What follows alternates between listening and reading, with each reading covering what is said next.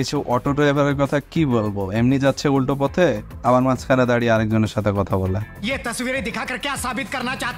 মূলত উত্তরবঙ্গের মানুষের ঢাকার সাথে যোগাযোগের মেইন রাস্তাই হচ্ছে এটা, আর এই রাস্তাটা একেবারে বাদ হয়ে গেছে বললেই চলে। ইদানিং 2 দিন পর 2 দিন 3 দিন ধরে রাস্তা পুরো বন্ধ।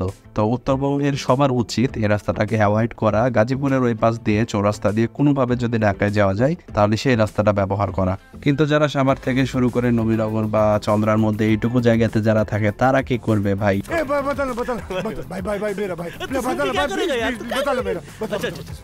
এক প্রকার বাধ্য হয়ে উল্টো পথ দিয়ে যেতে হচ্ছে কর্মস্থলে, কিছু করার নেই। বর্তমানে এই এলাকায় এত পরিমাণে আন্দোলন, এত পরিমাণে অবরোধ, একদম অসহ্য হয়ে গেছে বিষয়টা। আজকে এখানে, আজকে ওখানে, পুরো রাস্তাটাই বন্ধ থাকে। এই পাশ দিয়ে জ্যাম পড়ে আছে, এই পাশে ফাঁকা, কিন্তু যে পয়েন্টে আন্দোলন চলছে ওই পয়েন্ট থেকে আবার ওই পাশ ফাঁকা, এই পাশ জ্যাম লেগে পড়ে আছে হয়তো। আর এই যে গাড়িগুলো আসছে, বাস ট্রাকগুলো আসছে, এগুলো মূলত ইউটার্ন নিয়ে ব্যাক করে চলে আসছে, যে আর কতক্ষণ তারা এইভাবে রাস্তায় আটকে পড়ে থাকবে। হয়তো তারা বিকল্প ভাবছে অথবা ঘুরে চলে যাচ্ছে। সাদা ধোয়ার পরিবেশ বান্ধব গাড়ি। আর কিছু অটো ড্রাইভারের কথা কি বলবো, এমনি যাচ্ছে উল্টো পথে, আবার মাঝখানে দাঁড়িয়ে আরেকজনের সাথে কথা বলে। কেন ভাই, একটু সাইড করে কথা বলা যায় না? এই গাড়িগুলো সবগুলো ইউটার্ন নিয়ে ঘুরে চলে যাচ্ছে। কালকে এই জায়গায় আবার কি হয়েছে, আমি উল্টো পথে বাধ্য হয়ে যাচ্ছিলাম, এখানে আর্মিরা ছিল। আমি বললাম যে ভাই আমি এখানেই যাব, সামনে ইপিজেডে যাব, আমার তো যাওয়া লাগবে, প্রজেক্টে কাজ চলে। তারা কি বললো যে না, আপনি সোজা পথ দিয়ে যান, আপনি উল্টো পথ দিয়ে কেন আসছেন? অথচ সোজা পথ সকাল থেকে বন্ধ ছিল। তারা সেই পথের জ্যাম না ছাড়িয়ে উল্টো পথে যারা বাধ্য হয়ে কর্মস্থলে যাচ্ছে তাদের সাথে এসে গুদাগুতি। মানে বিষয়টা পছন্দই হইলো না আমার আর কি। অনেকক্ষণ দাঁড়িয়ে থাকার পরে বাধ্য হয়ে আবার জোর করে যাওয়া লাগছিল।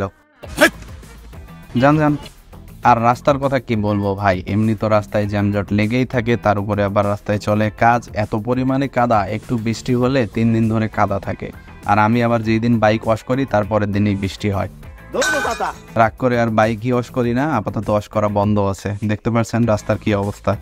এইখানে মূলত বলার কিছু নাই, নিজের মধ্যে অপরাধ বোধ কাজ করলেও নিয়ম ভঙ্গ করতে হচ্ছে, কারণ আমাকে কর্মস্থলে যেতেই হবে।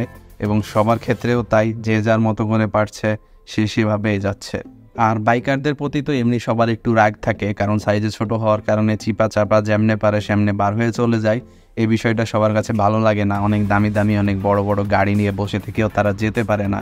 আর দামি গাড়ি ছাড়াও বাইকের চাইতে বড় সাইজের যে কোনো গাড়ি ওখানে বসে থাকে আর বাইকাররা চলে যায়। এই বিষয়টা সবার ভালো লাগে না। সবাই সেই কারণে বাইকারদের উপর একটা অন্যরকম রাগ নিয়ে থাকে।